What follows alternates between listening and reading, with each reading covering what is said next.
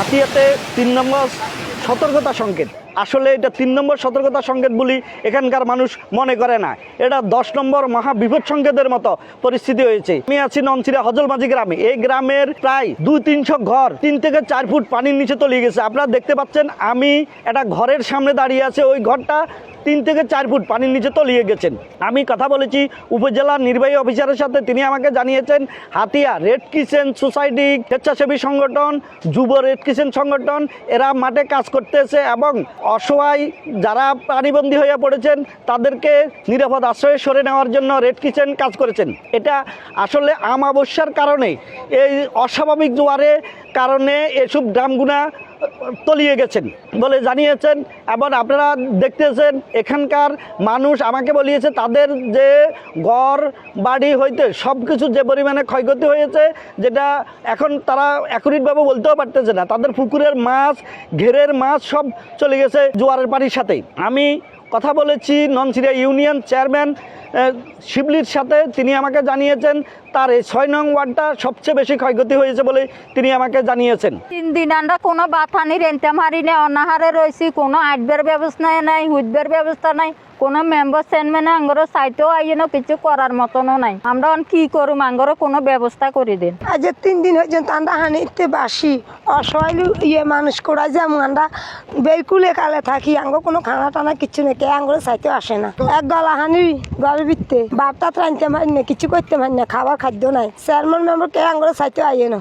আমাদের এখানে ৬ ফুট পানির জায়গা এতটুকু বলা ছিল না, এতটুকু পানি হওয়ার আমরা বুঝতে পারি না। এই কারণে আমাদের বেরি চলাই আমাদের ব্যাগ ডুবি গেছে, সব কিছু ঘরে যা জিনিস নষ্ট হয়ে গেছে, সব কিছু বাসি বই চলে গেছে। আমরা অসহায় এখানে রয়ে গেছি, আমরা জায়গা জায়গায় লইতে পারি নাই। আমাদের অত্যর্কের কারণে আমরা খুব বেকায়দে আসছি। আমরা ২০০ পরিবার এখানে বেরি ব্যান চলাই, আমরা সব জলে বাসি গেছি। আমরা সব জায়গায় ঘরে ৪-৫ ফুট পানি সব বাসায় নিয়ে গেছে, আমাদের কিছু নাই। আমরা এটা বুঝতে পারি নাই এখানে এতটুকু পানি পাওয়ার হয়েছে। যেহেতু আমরা ননছিরা ইউনিয়নের সবচেয়ে ক্ষতিগ্রস্ত ২২০ ফ্যামিলি খুব কষ্টতে আছি, এটার কোনো শেষ নেই। থেকে ৪ ফুট পানি উঠে আমার ঘরের সব কিছু মালামাল বাসি চলে গেছে। এখন আমরা সব কিছু হারাইয়া নদীরগুলো বাঁচতেছি। আমাদের বেরির ভিতরে ছিলাম, কিন্তু বেরির ইয়ের কারণে আমাদের সব মালামাল সব বাসি চলে গেছে। এখন আমরা দিশেহারা হয়ে গেছি ৩ থেকে ৪ ফুট পানি উঠার কারণে। আমরা উপজেলা প্রশাসন হাতিয়ার সমস্ত অফিসারগণই আমরা এখানে নলচিরা ঘাটের ভিজিট করতে আসছি। তো এখানে অবস্থা খুবই খারাপ। এমনিতেই আজকে বিকাল ৩টার পর থেকে পরিস্থিতি খারাপ করার আশঙ্কা প্রকাশ করেছিল সিপিপি। সেই ধারাবাহিকতায় এখন প্রচণ্ড ঝড়ো আবহাওয়া চলছে। চেয়ারম্যান ঘাট থেকে আমাদের নলচিরা ঘাট নৌ চলাচল গতকাল থেকেই বন্ধ আছে এবং বন্ধ থাকবে। আর তাছাড়া আমাদের এখানে যেই ১১টি ইউনিয়ন, তার মধ্যে আমাদের 9টি ইউনিয়ন হলো আমাদের এই পারে মূল ভূখণ্ড থেকে যেগুলো পুরোপুরি বিচ্ছিন্ন, এগুলো শুরু থেকেই বিচ্ছিন্ন, মানে আজীবন বিচ্ছিন্ন। তার মধ্যেই নিঝুম দ্বীপ, যেটা কিনা আমাদের সবসময় আমাদের হাতিয়া ভূখণ্ডের সাথে চলাচল করা যায় চলার পথে, এখন সেটাও অনেকটা বিচ্ছিন্ন এবং সেখানে জোয়ারের পানিতে তলিয়ে গিয়েছে। আর তাছাড়া জোয়ারের পানি আমাদের যেহেতু অনেক জায়গাতে আমাদের বেড়িবাঁধ নেই, জোয়ারের পানি সবসময় এখানে ঢুকে, বিভিন্ন লোকালয়ে বিভিন্নভাবে খাল টাল এগুলো দিয়ে ঢুকে। তো যার ফলে সব কিছু মিলিয়ে পরিস্থিতি খুব বেশি একটা ভালো না, উদ্বেগজনক। যে এই পরিস্থিতি যদি অব্যাহত থাকে খারাপের দিকে যাবে। এখানে আমাদের যেই পানি উন্নয়ন বোর্ডের যে বাঁধ ছিল, পুরাতন বাঁধটা, সেটা অলমোস্ট ভেঙে পড়েছে। নতুন একটা বাঁধ এখানে অবশ্য করে রাখা হয়েছে আগে থেকেই, তো কিন্তু পুরাতন বাঁধটা আমাদের অলরেডি ভেঙে পড়ছে।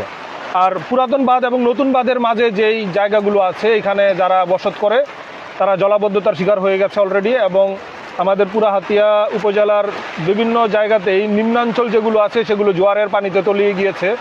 আমরা উপজেলা প্রশাসন থেকে সহায়তা করছি, উপরে আমরা যোগাযোগ করছি উপরের সিনিয়র স্যারদের সাথে, কিভাবে আমরা তাদেরকে কিছুটা প্রতিকার দিতে পারি। আমরা হাতিয়া উপজেলা যুব রেড কিচেন ইউনিট আমরা আসছি ননছিরা। এখানে দেখতে পাচ্ছেন যে ৪-৫ ফুটের বেশি পানি, চতুর্পাশে দেখতে পাচ্ছেন সব ঘর বাড়ি পানি নিচে চলে গেছে। তো এখানে এই বাড়িতে হচ্ছে একটা রোগী আছে, ওনাকে হচ্ছে আশ্রয় কেন্দ্রে নেওয়া প্রয়োজন। উনি খুব অসুস্থ এবং হাঁটাচলা করতে পারে না। তো এইদিকে যে অবস্থা, আমরা মনে করি যে ওনারে অতি দ্রুত আশ্রয় কেন্দ্রে নিতে হবে। তো আমরা আশ্রয় কেন্দ্রে নেওয়ার সেই ব্যবস্থা কিছুক্ষণের মধ্যে করতেছি। তো আমরা এদিকে দেখতেছি যে আর কোন ঘরে রুগী বা তাদের কোনো কিছু স্থানান্তর করা লাগে কিনা বা ডেলিভারি কোনো রুগী আছে কিনা, যদি থাকে তাহলে আমরা হাতিয়া উপজেলা যুব রেড ক্রিসেন্ট ইউনিট সর্বদা তাদের পাশে থাকবো ইনশাল্লাহ।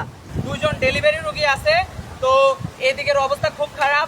আমরা মনে করি যে ওনারা অতি দ্রুত আশ্রয় কেন্দ্রে চলে যাওয়া প্রয়োজন। আমরা আশ্রয় কেন্দ্র নেওয়ার ওই ব্যবস্থা করতেছি। আমাদের হচ্ছে এখন কোন ঘরে কয়জন রুগী আছে এই বিষয়গুলো আমরা দেখতেছি। তার আগে আমরা ননসিরা ঘাটে যে দোকানগুলোতে মালামাল ছিল পানিতে ঢেউ ভেঙে গেছে, ওই মালামালগুলো আমরা নির্দিষ্ট জায়গায় নিয়েছি।